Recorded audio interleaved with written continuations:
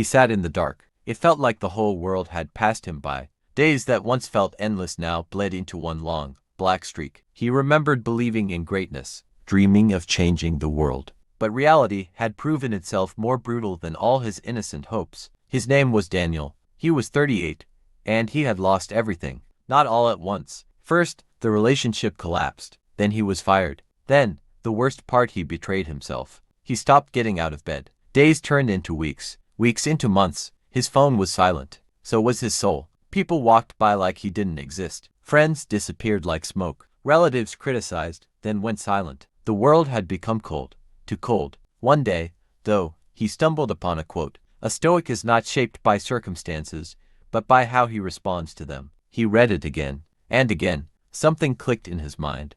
A spark, as if someone struck his chest, forcing him to breathe for the first time in years. I didn't lose years. I gave them away. To people who didn't deserve them. I am not a victim. I am the one who will return. That was the first step. Not heroic, not cinematic, but real. He began waking up at 5 a.m. not for productivity, just to see the sunrise. To prove to himself that he was still alive, that he still mattered. He learned to be silent again, but now it was a different kind of silence. Not hopeless, but strong. The silence where character is forged, where a Stoic is born. What makes a person great? Willpower? Success? No. True greatness is the ability to rise when there's nothing left, not even belief. This was just the beginning, but in that beginning was a new path. And he knew everything he had lost would come back, but to a different man, a stronger man. After you fall, the world doesn't stop. No one waits. No one asks if you're okay.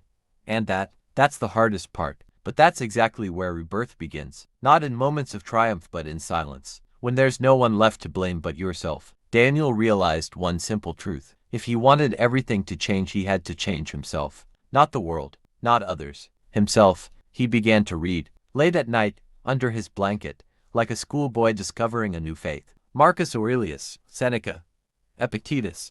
Ancient voices that felt like they were speaking only to him. No harm can come to you unless you allow it into your soul. Seneca. He learned the most powerful Stoic truth. You don't need to control everything. Only your response. He stopped dreaming of revenge. He stopped hoping someone would come back, say sorry, admit they were wrong. No, that was the old script. It no longer existed. Now, he just acted. No drama, no hope, but with quiet inner calm. He started journaling every morning. The Stoics called it self-observation. And in those pages, he saw himself clearly, not as broken, but as rebuilding. And the world began to change. Slowly, but not because the world changed, Daniel did. He no longer needed validation. He didn't crave likes. He needed one thing only, his own respect. This wasn't a movie. His face didn't glow, but something inside turned solid like stone. Your losses are not outraged.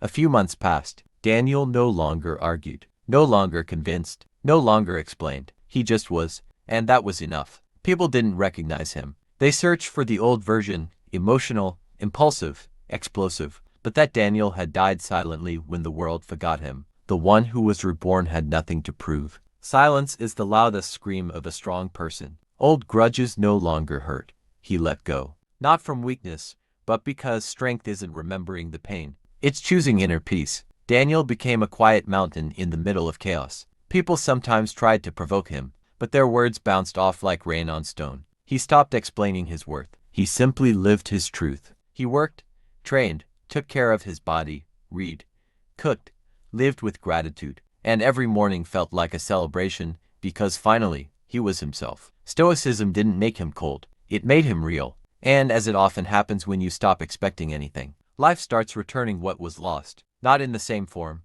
but with the same meaning. Former enemies shook his hand in silence. Those who betrayed him looked for his gaze. And him, he just smiled. Because the real victory isn't getting back what you lost. It's no longer needing it. You're no longer who you were. And that is your power.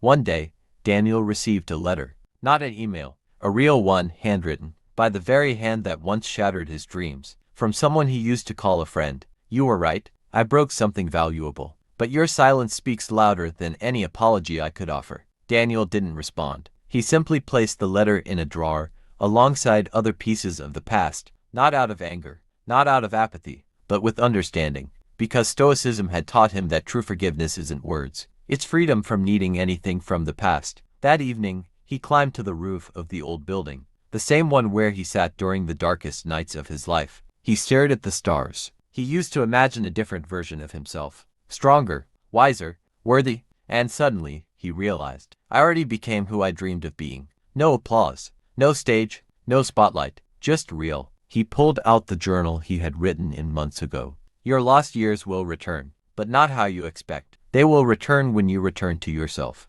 And he smiled, because it was clear now. They already had. Every day he didn't quit. Every night he chose silence over noise. Every moment he chose discipline over chaos. That was his path back. Your lost years aren't behind you. They're within you. And when you rebuild yourself, you reclaim them. That is Stoicism. That is victory.